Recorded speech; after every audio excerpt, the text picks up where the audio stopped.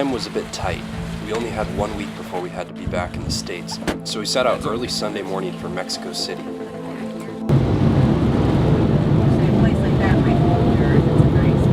Our goal was to climb Pico de Orizaba, an 18,500-foot dormant stratovolcano located in southeast Mexico. The mountain's native name, Citlactepetl, means Star Mountain, as the mountain is visible from large distances year-round. Orizaba ranks as the third highest summit in North America, and is one of 7 volcanic summits.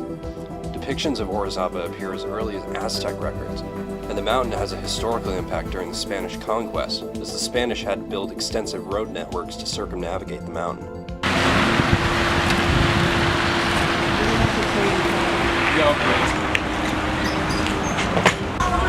Oh yeah.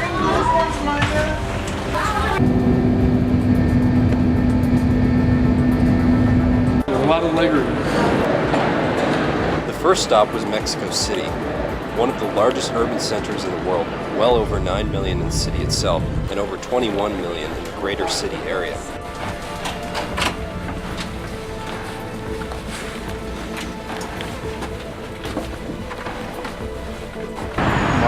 Originally founded by the Aztecs in the 14th century, Mexico City is the oldest capital city in North and South America, but it was largely rebuilt after the siege of Tenochtitlan.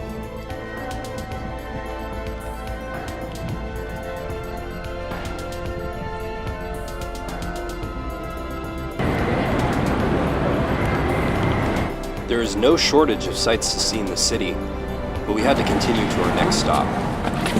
After doing some research, we found a local guiding service to coordinate rides and a place to stay. The main challenge with climbing Orizaba is the altitude. Standing above 18,000 feet, acclimation is an important step to doing well in the climb. We stayed at a hostel provided by the guide service, located just below 10,000 feet altitude in the rural town of San Miguel Zopan, adjacent to Orizaba.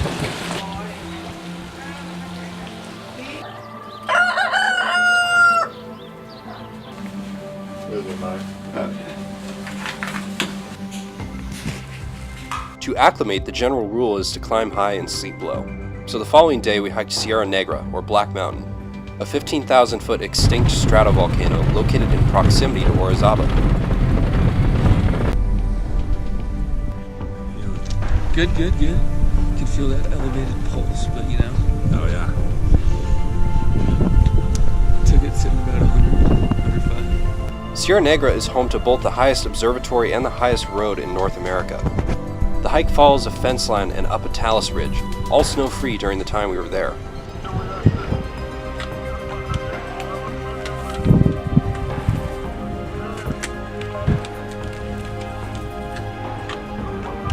At 15,000 feet, the effective oxygen concentration is just 11.8%, compared with 21% at sea level.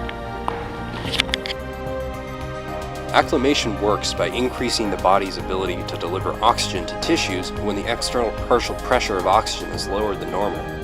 The initial phases of this include increased heart rate, breathing rate, as well as an inhibition to some degree of less essential body functions such as digestion. What follows over the course of several days is an increase in hematocrit, or the ratio of red blood cells to plasma volume, an increase in myoglobin, which is a molecule involved in oxygen delivery in muscles, and an increase in capillaries and muscle tissue. Additionally, bicarbonate is produced in greater quantity, lowering the blood pH and making the molecule hemoglobin better able to release oxygen in muscles when the partial pressure is low. An increase in 2,3-bisphosphoglycerate also occurs, a byproduct of anaerobic metabolism, which influences hemoglobin in a similar way as pH decreases. These processes are initiated by carotid bodies, which sense low oxygen during the climb-high phase. Sleeping low allows sufficient oxygen to metabolize and digest food, as well as allow for tissue repair and oxygen replenishment.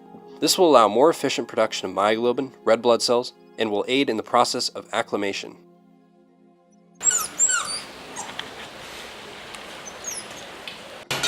At higher altitudes, a significant portion of climbing involves resting to acclimate. A set of cards help to pass the time.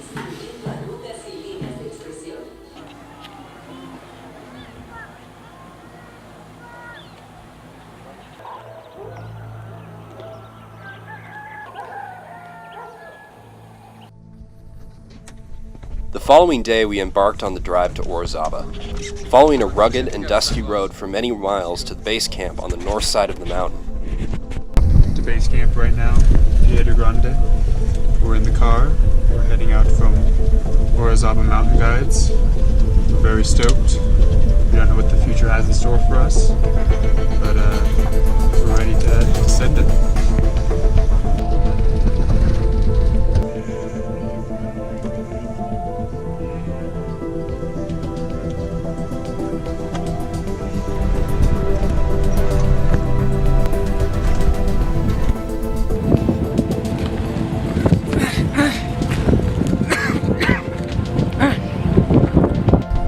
The base camp was run by a guide service we were coordinating supplies with. The main base camp is a building just under 14,000 feet altitude known as Pico de Grande, a historical building that consists of 3 layers of platforms for sleeping and a counter.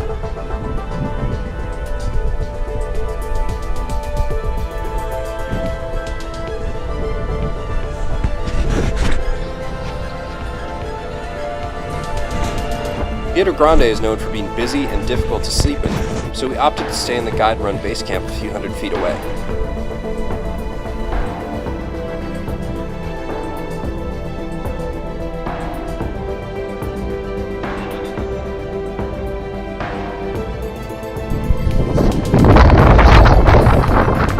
The first night was windy. None of us got much sleep. In the middle of the night, we awoke to find another climber's tent who had left for the summit flying around base camp, ripped from its stakes and tether lines. The metal frame door from the cooking tent was also torn off of its metal hinges by the wind.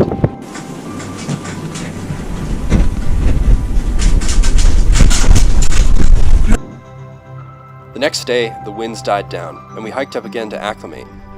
Our route begins by following an old aqueduct and up a steep slope of loose volcanic rock. The trail continues up along the right side of a long rock structure known as the Minotaur's Tail, up to the base of a steep section of gullies and ice chutes known as the Labyrinth.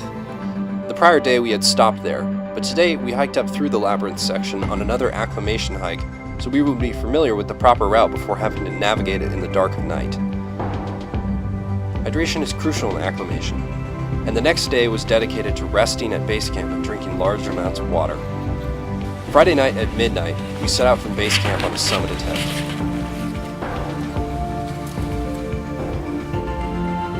Going over a little bit.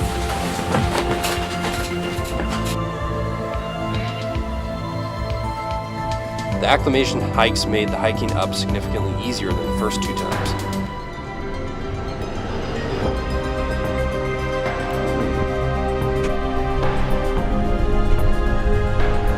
At the top of the labyrinth, you begin to climb the Jamapa Glacier, the largest glacier in Mexico.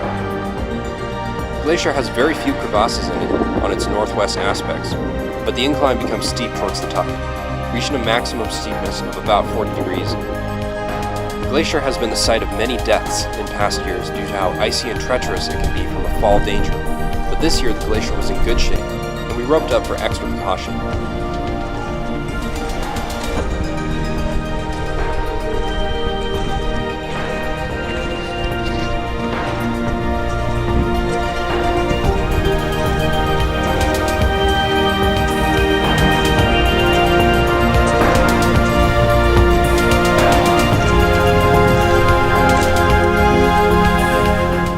After 3 hours on the glacier, we reached the summit, standing at 18,500 feet above sea level.